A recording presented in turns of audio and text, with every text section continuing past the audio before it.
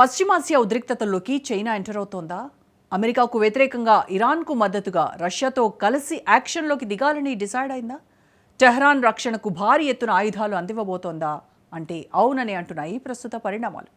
Iran Russia secret defence deal బయటకొచ్చిన వారం రోజుల్లోపే సీన్లోకి బీజింగ్ ఎంటర్ అయింది. టెహ్రాన్కు అండగా నిలిచేందుకు ఆయుధ ఒప్పందానికి ముందుకొచ్చింది. అంతేకాదు, ఇప్పటికే తన స్పై షిప్ను యాక్షన్లోకి దించి కీలక ఇంటెలిజెన్స్ సపోర్ట్ ఇస్తోంది. ఇంతకు ఇరాన్ అమెరికా ఉద్రిక్తతల్లోకి చైనా రష్యా ఎందుకు ఇన్వాల్వ్ అవుతున్నాయి? రెండు దేశాల ఎంట్రీతో ఏం జరగబోతోంది? ఇజ్రాయెల్కు పవర్ఫుల్ యుద్ధ విమానాలను పంపించడం వెనుక అమెరికా అసలు వ్యూహం ఏంటి?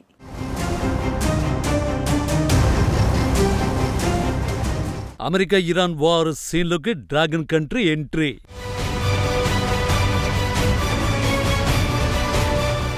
టెహ్రాన్తో బిగ్ డిఫెన్స్ డీల్, మాస్కో బాటులో బీజింగ్.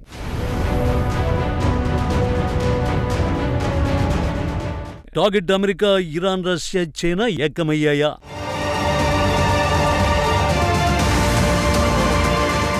పశ్చిమాసియాలో పరిణామాలు వేగంగా మారిపోతున్నాయి.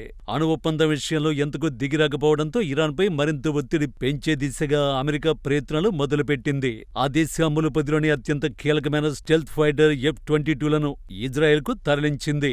ఇప్పటికే 2 భారీ విమానవాహక యుద్ధ నౌకలు సహా భారీ స్థాయిలో బలగాలను మధ్యప్రాచ్యంలో మోహరించిన అమెరికా ఇప్పుడు F-22 రాప్టర్ ఫైటర్లను కూడా తరలించడం త్వరలో ఇరాన్పై దాడి మొదలవుతుందనే దానికి సంకేతమని ఇజ్రాయెల్ అధికార వర్గాలు చెప్పాయి. ఈ వివరాలతో టైమ్స్ ఆఫ్ ఇజ్రాయెల్ తాజాగా కథనాన్ని ప్రచురించింది. యూకేలోని లాకెన్ హీత్ ఎయిర్ బేస్లోని ఫైటర్లని ఇరాన్కు సమీపంలో అందుబాటులో ఉండేలా ఇజ్రాయెల్కు తరలించినట్టు పేర్కొంది. F-22 రాప్టర్లు ప్రపంచంలోని అత్యాధునికమైనవి. శత్రు దేశాల నిఘాకు, రాడార్లకు దొరకకుండా చొరబడి క్షిపణి రక్షణ వ్యవస్థలు, రాడార్ వ్యవస్థలను ధ్వంసం చేయగల సామర్థ్యం వీటి సొంతం.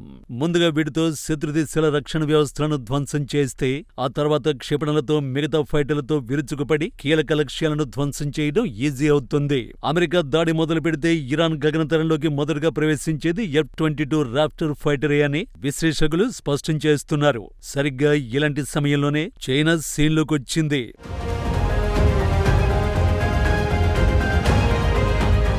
అమెరికా యుద్ధ సన్నాహాలు చేస్తున్న వేళ ఇరాన్ చైనా కీలక రక్షణ ఒప్పందం కుదుర్చుకునేందుకు సిద్ధమయ్యాయి. చైనా నుంచి ఇరాన్ అధునాతన CN-302 సూపర్సోనిక్ యాంటీషిప్ క్రూయిజ్ క్షిపణులను కొనుగోలు చేయనున్నట్లు ప్రముఖ అంతర్జాతీయ మీడియా సంస్థ రాయిటర్స్ వెల్లడించింది. ఇటీవల డొనాల్డ్ ట్రంప్ న్యూక్లియర్ డీల్ విషయంలో రాజీకి రావాల్సిందేనని ఇరాన్ను హెచ్చరించారు. ఇప్పటికే ఇరాన్ తీరానికి సమీపంలో యుద్ధ నౌకల్ని కూడా మోహరించింది. చైనాకు చెందిన CN-302 క్షిపణుల కొనుగోలు ఒప్పందం కూడా దాదాపుగా పూర్తయినట్టు తెలుస్తోంది. అయితే ఇవి ఎప్పుడు డెలివరీ అవుతాయనే దానిపై క్లారిటీ లేదు. ఈ క్షిపణులు దాదాపు 290 కిలోమీటర్ల పరిధిని కలిగి ఉంటాయి. ఇవి ఇరాన్ సామర్థ్యాన్ని మరింత పెంచుతుందని నిపుణులు చెప్తున్నారు. వాస్తవానికి ఈ క్షిపణి వ్యవస్థ కొనుగోలుకు చైనాతో 2 ఏళ్ల క్రితమే చర్చలు మొదలయ్యాయి. 2025 జూన్లో ఇజ్రాయిల్ ఇరాన్ మధ్య 12 రోజుల యుద్ధం తర్వాత ఇవి మరింత వేగవంతమయ్యాయి. అయితే ఒప్పందం ప్రకారం ఇరాన్ ఎన్ని క్షిపణులు కొనుగోలు చేయనుంది, ఎంత చెల్లించనుంది అనే దానిపై ఇంకా క్లారిటీ లేదు.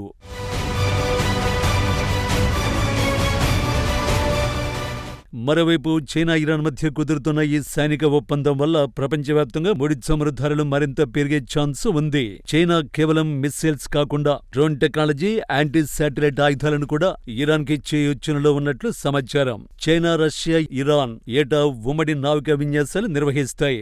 గత ఏడాది Iran Islamic Revolutionary Guard Corps కు దాని క్షిపణి కార్యక్రమం కోసం రసాయన పదార్థాలను సరఫరా చేస్తున్నారనే ఆరోపణలపై అమెరికా ట్రెజరీ డిపార్ట్మెంట్ పలు చైనా కంపెనీలపై ఆంక్షలు విధించింది. అయితే చైనా ఈ ఆరోపణల్ని ఖండించింది. ఎగుమతి నియంత్రణలను కఠినంగా అమలు చేస్తున్నట్లు పేర్కొంది. కానీ ఈసారి మాత్రం చైనా అన్నింటికీ తెగించినట్టు కనిపిస్తోంది. ఇక్కడ మరో కీలక విషయం ఏంటంటే అమెరికా బెదిరింపులకు, ఒత్తిడికి తలగకుండా ఉండాలంటే ఇరాన్కు చైనా సపోర్ట్ తప్పనిసరి. అందుకే మిడిల్ ఈస్ట్ లో అమెరికా ఆధిపత్యాన్ని తగ్గించడానికి జిన్పింగ్ సర్కార్ ఇరాన్ను ఒక పావులా వాడుకుంటున్నట్లు నిపుణులు అభిప్రాయాన్ని వ్యక్తం చేస్తున్నారు.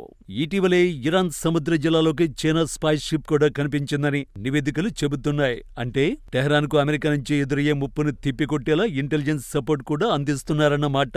అదొకటే కాదు, చైనా తన అత్యంత శక్తివంతమైన టైప్ 055 డెస్ట్రాయర్ యుద్ధ నౌకలను కూడా ఆ ప్రాంతానికి పంపినట్లు వార్తలొస్తున్నాయి. ఇప్పటికే హార్ముజ్ జలసంధిలో రష్యా యుద్ధ నౌక గస్తీ కాస్తోంది.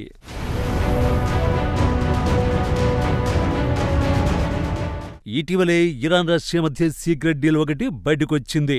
వైమానిక రక్షణ వ్యవస్థల పునర్నిర్మాణం కోసం 500 మిలియన్ యూరోలు అంటే మన కరెన్సీలో 4,500 కోట్ల విలువైన క్షిపణి ఒప్పందం చాలా రహస్యంగా జరిగింది. ఫైనాన్షియల్ టైమ్స్ నివేదిక ప్రకారం తన వైమానిక రక్షణ వ్యవస్థను పునర్నిర్మించుకోవడానికి ఇరాన్ మిత్రదేశం రష్యాతో ఒక రహస్య ఒప్పందాన్ని చేసుకుంది. వేలాది అధునాతన షోల్డర్ ఫైర్డ్ అంటే భుజంపై నుండి ప్రయోగించే క్షిపణుల కొనుగోలు కోసం 2025 డిసెంబర్లోనే 500 మిలియన్ల ఒప్పందం కుదిరింది.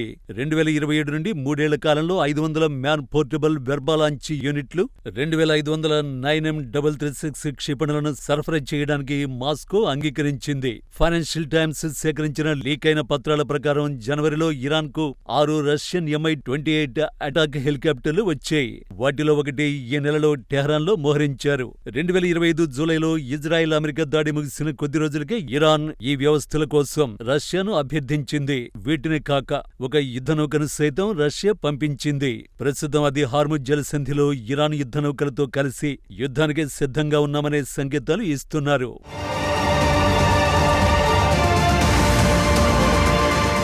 అమెరికా ఎట్టి పరిస్థితుల్లోనూ ఇరాన్ అణుస్థావరాలను ధ్వంసం చేసి తీరాలనే పట్టుదలతో కనిపిస్తోంది.